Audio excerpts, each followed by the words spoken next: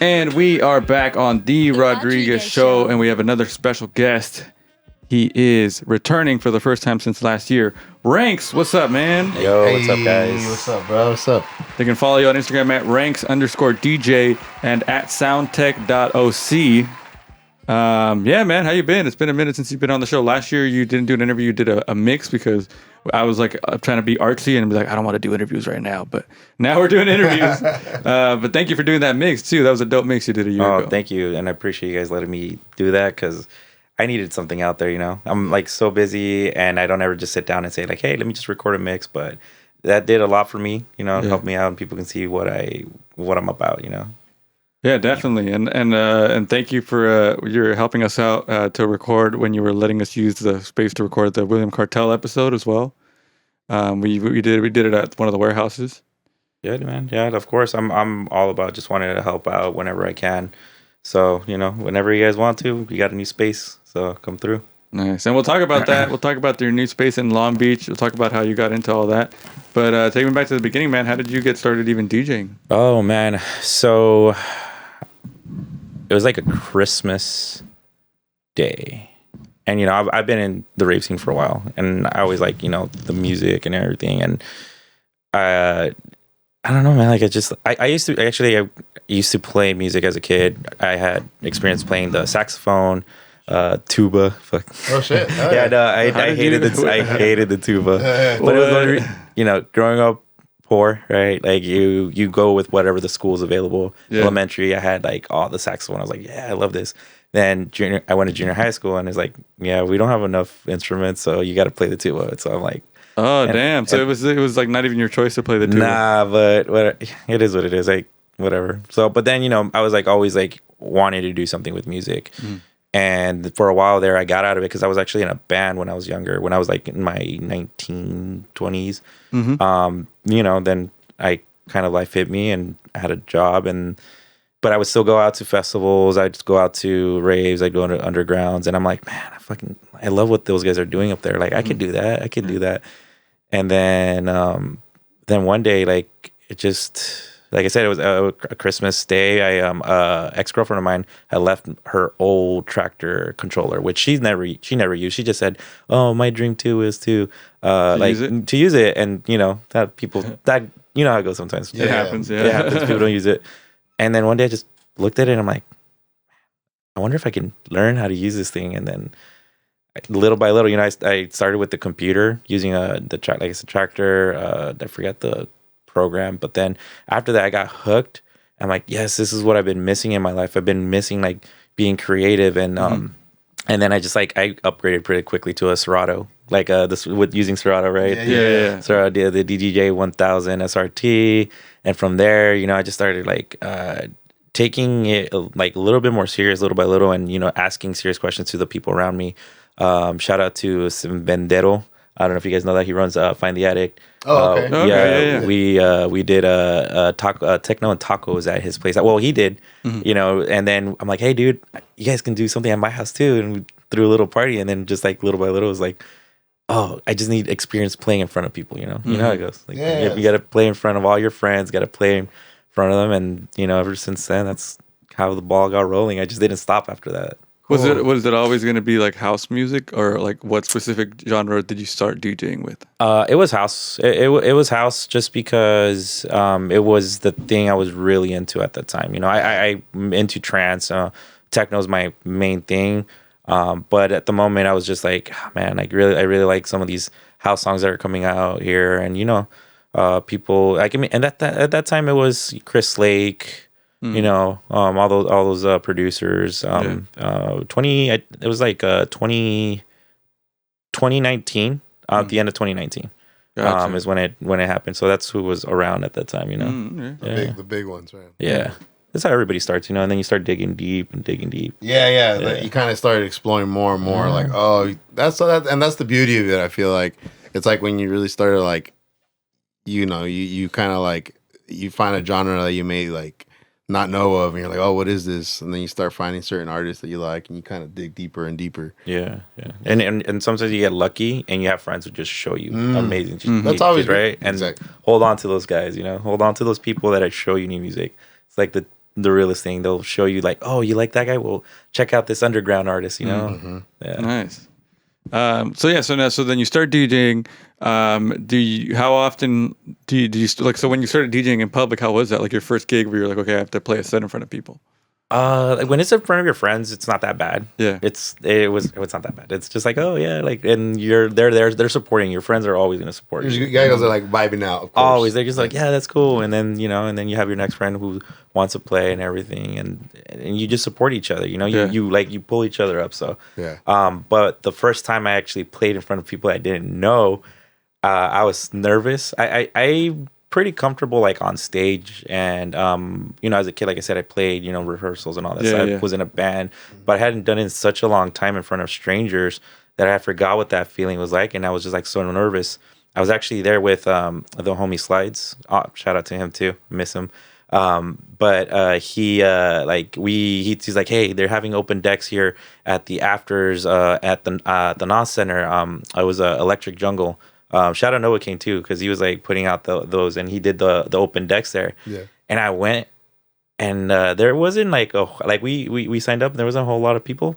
But yeah, dude, I was so nervous. I'm like, I was like, fuck, and I it was like the worst ever. I terrible set, terrible like transitions, all that stuff. But You gotta start somewhere though. yeah. But the nerves, they get to you, Sometimes they get to you. You're like, yeah. shit. What about afterwards? Like once you finished that, even though you were like, fuck, it might be like trash or whatever you might have said, or like you were really hard on yourself, but didn't you feel like still good? You're like, I did it. Oh like, no, yeah, absolutely, absolutely. Like I'm just like my own worst critic. Yeah, of course. So like, yeah. I have to be, and I always want to be like, okay, this is good, and I how you're feeling. You have to be in tune with yourself. But I was super glad I did it, because I said like, no, I'm gonna keep doing this. Yeah. I'm gonna keep doing this. Yeah.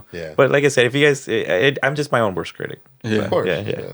So you still get nervous in front when you're about to do a gig, or? Not as much anymore, honestly, because I preparing as well. Yeah. Doing it after a while. If it is for bigger companies, then yeah, I do get a little nervous, because I want to put on a good show for them. Yeah. But I just had I remind myself, have confidence. I'm like, yeah, you know what you're doing. You're here for a reason. And just go there and walk with a little bit of confidence. And Yeah. No, it's not always easy to do that, but it's something you got to remember. And then, even me, dude, because we do a lot of event hosting, so a lot of DJs and I host the event. And once I get through that first intro, I'm like, okay, I know how to do this. I remember how to do this. But leading up to it, I'm like, oh my God, what the heck? Why did I sign up for this? And then we tried to do a live podcast once in front of people, and I did not. That was not for me. Really? But hosting an event is fine. Oh, no way. Yeah. Yeah, because I feel like I have to entertain. And as opposed to podcast here, where I'm like, I'm just creating something fun, or like even me and you having conversation, that's what's the entertainment of it. Yeah. But if there was a crowd here, I feel like I'd have to be like, so what do you guys think? And it's like, that's not the point. Okay, so DJing, you said it was late 2019, right? Or is that what you said? So now 6 years in, have you seen your style of DJing, like what you do, change? Oh, absolutely. Absolutely. Like, always trying to look for new music, first of all. But I'm really focusing on just being more of a techno DJ right now. And then just, little things, little things of learning how to mix cleaner, learning where to transition, really like paying attention to that. Not just wanting to drop the bangers all the time. One thing that I'm thankful that I always did from the beginning was I always put myself to open. When I started throwing events, I always did that, because there is a skill that you cannot like pay enough people to learn on how to set the vibe, how to open up, how to get that vibe going. And there's nothing wrong. I know there's people out there who just want to come out with the bang and be like, all right, cool. But for you to get the right playlist right going, and that's something that I know that's been so different. I'm like super confident about that. I know, like, hey, put me to open. Like, yeah, I'll set the tone, I'll set the mood, I'll let people know it's gonna be a good night. That's cool. Yeah, and like it's like a way. It's like you said, like setting the tone for everything else is like that's a good way to see it, and it's like, why not? Yeah. And then that's the thing I learned, because at the beginning it was like, yeah, let me throw some bangers on, and then but I feel like is that something you guys do now? Like if you're on a lineup of people that are you're all friends, and especially now that you put on events of your own, like do you have to tell the other guys, hey, like I have a remix of this song, or don't play that song? How does that even work? No, like honestly, I've never run into that. I've never run into that, or not even now, honestly. No, I've not honestly. I haven't ran into that where someone's like, "Hey, no," like you just know respectfully. Like a lot of my producer friends, like I know, like I'm not gonna play your song if we're playing on the same night because it's a song you it's our made, song, yeah. and then you want to give them the shine. That's how it is. Like eventually when I produce, it's like professional courtesy. That's all it is. Nothing Yeah. wrong with that. But I'm not gonna go out there like if that was ever me. I'm not gonna tell like, "Hey, don't play my songs." It's like, all right, Yeah. cool. Then just dig deeper into your track list. Yeah. That's very because you don't want to don't put your friend on like this is my track. Yeah. Okay, so what led to Soundtech? What if for people that don't even know what is Soundtech? So, Soundtech is a production company first and foremost. We do promote. Sometimes can be a little bit of a collective, but above all, it's a production company. I believe in having all the equipment ready to go, not having to wait on other people. That way, it's there. That way, you're. It's like 100% reliable. We don't, and nothing bad, but it just makes it easier, less stressful for me to throw on an event. So when I first started, it was just like, okay, I got to get this sub. Okay, I got to get this thing because it just it sucks renting out. Especially not being like someone that like has all this money in the world. So you save little by little, or you put things on credit, and you're like, okay, cool. And that's when I'm like, this is a production company. This isn't like a collective. This isn't like that. Like nothing wrong with that, but I want it to be above all a production company. So all our events are produced by us, all our sound and everything like that. But other than that, though, it is a company that wants to give people opportunities. Just like that's because that's all I wanted at the beginning. I wanted opportunities, right? And that's what it's become. I try to do my best. Obviously, there's only like so many sets in a party, lineup, right? yeah, In a yeah. lineup, and you can go through some people too. But it is like a place that I hope that I can give people opportunities, and at the same time, develop and grow and attract bigger artists. Because the best way for you to grow as well is to kind of put other up and coming DJs with some already established DJs. So it's a place to get opportunities for them, but it's also a place for us to grow and showcase that, hey, we're doing something right with the production. Yeah, that's cool. Yeah, that's a good way. I mean, I'm glad I heard you define it because it is true. Like you put on events everywhere, not just in your own space. So let's talk about the afters that you've been doing and how you started doing those. Oh man, the afters. Yeah, so man, like while we were doing events when we first started, it was all day events, man. One of my biggest inspirations was outdoor events. I love outdoor events, like just feeling the music, the environment, all that stuff is great, right? But because that's at that time my mentality is like I just want to do outdoor events. We did some indoor events, but I really wanted to do that. And then so then every time we had our event was over, I'm like, hey, my friend's like, you guys want to go to the afters? I'm like, yeah. I'm down, right? And in my head, when I started going to the underground scene in LA, I was like, dude, I want to do this. I want to do this. Just like I'm bringing an outdoor event to Orange County, I want to do an afters event in Orange County. I want to do something like that. And then, so I think it wasn't that 2023. We came across a warehouse in Garden Grove, and shout out Chloe. She's the one that reached out. Chloe, she reached out. She's like, "Hey, do you want to help put on this event? They do this stuff here." Like, I'm like, "Oh yeah, cool." And I'm thinking like, "Oh, it's gonna be like a warehouse show, like kind of during the day." And then she's like, "Oh, but we can do it in afters." I'm like, what? I'm like, really? I'm like, hell yeah! Like, count me in. I had been going to all the afters at that point. I'm like, yeah, dude, I'd love to do that. And then it started towards the end of 2023. We did it like once a month, and then after that, we ended up, 2024 was like, hey, let's just can I bring in my production? Can we just like run that part right there with the people that were running it there? So, nice. And then then it became a weekly thing. Yeah. And it was like not just one event a week; it was like multiple events a week. and I love to push the boundaries, like some people want to do like once a month, and even back when because I'm still doing like those outdoor events. While I'd love to do something weekly, that's a lot more work because it's not your own venue and you have to bring like it's the production part of it, right? Mm-hmm. That's still a lot, and one day I'll get there where maybe I'll have an outdoor venue, to do that. But having the afters, having your own venue is so much easier, man. Like it's so much easier just being like having all this stuff there. I'm like, all right, cool. I just got to show up, turn on the lights, maybe mop a little bit or whatever, and then there you go. So That's true. There's so much. It's like ready to go whenever you need it. yeah. But that's the thing is you do it in your own place, but then you also do like the stuff in different places for something local, right? Yeah, something local, Groove Garden. That's my baby. I love it. And then something local is really more about just getting all the local Orange County DJs. So any of you Orange County DJs, show up to the next something local. It's there to network. It's there for you guys to come out and be like, hey, how do I get on this next lineup? How do I do this? Just show up and network. And that's what something local is for. So. Nice. Yeah. And so if you go to soundtech.oc, that's where you can get all the information for all the events that are happening. And yeah, man, I want to give you a chance to, because you have a lot of people that you work with closely that I feel like deserve a shout out. So if you want to mention some people that you're working with, that people need to hear. Like, I know it's a lot to put pressure on you. No, for sure. I don't want nobody to get mad at me because I forgot them. But first of all, shout out to my business partners right now. Charlie, she's amazing. She's freaking awesome. She believed in me. She's the one helping me also get this this warehouse. Rick, amazing guy, putting in the work. All of the Secret Service people, man, those guys are the hardest working people, and they party hard, but they're great, good-hearted people. Sal, Sierra, Freaky Deaky, those guys are amazing. Right now, we just started a partnership with Material. We just did our first materialism event.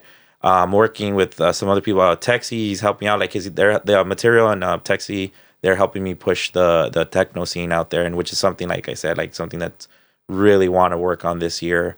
Riot, oh my god, she would have been so mad at me if I didn't shout her out. Yeah, Riot, she's amazing. She's been on the team since the Cervecito days. We were doing Casacito there. Oh wow. That's where I met her, so she's freaking amazing. Shout out Life in Pixels, aka Juan. That guy is one of the hardest working guys I know, man, and he's gone so far. Shout out John Jose, man. A really, really good friend, really, really good producer. Little breaking news here, but me and him, we're gonna be taking Soundtech to Miami for Miami Music Week. Yeah, we're doing an event there, March 29th at the Sherry Hotel. Nice, that's dope. Well, shout out to all the residents. Menito, you guys know that. Midnight Fantasy. Yes, Darren De Palma, that boy just got a track signed. Yeah, nice. Let's get it. Yeah. Rosewood, freaking, man, it's the names are starting. Yeah, it's all good. If I missed you, I'm sorry. I love you guys. You know how I am. So you've done a lot for yourself. You created Soundtech. You DJ'd. You can hold a party down. You've built your production company. So what goals do you have for yourself now going forward? Well, just keep going. Oh, actually, okay, here's a good one. This year, I hope to do a slightly bigger space in downtown Santa Ana. I love Native Sun. We're doing stuff there, but I really want to at Calle Cuatro, how sometimes they shut down the street, they get the permits and that's like a goal of mine to do. I still to do a little mini festival there on Calle Cuatro, or even be part of the event or have a stage there, because you know how they do that. I love Orange County. I'll always love Orange County. This is where I grew up in Santana. You guys know that. I'm from Mexico, but when I got here, this was my home. Nice. And I always want to leave a part of the culture, part of the music, part of the scene here. It's a great place. It's a great city, man. Great people all around. All the good venues. And thank you to every single one of those venues that gave me a chance for us to do events. So Cervecito, to Mission Bar, to Native Sun, Casa Bloom too. They were doing things a little bit. 701 when it was 701. Shout out to all these people that gave us a chance and let us put on this type of music, because we definitely would not be there without the opportunities they gave me. So that's dope, man. Well, thank you so much for being here, man. I'll give them a plugs again so they know where to follow you. It's Renks_DJ, and then soundtech.oc on Instagram. And just continued success, man. You've helped us out a lot, and it's just cool to see you doing your thing out there. And yeah, man, thank you. I appreciate it, man. Thank you guys for having me on. Of course, brother. All right, back to the music with Mondo on The Rodriguez Show. The Rodriguez Show.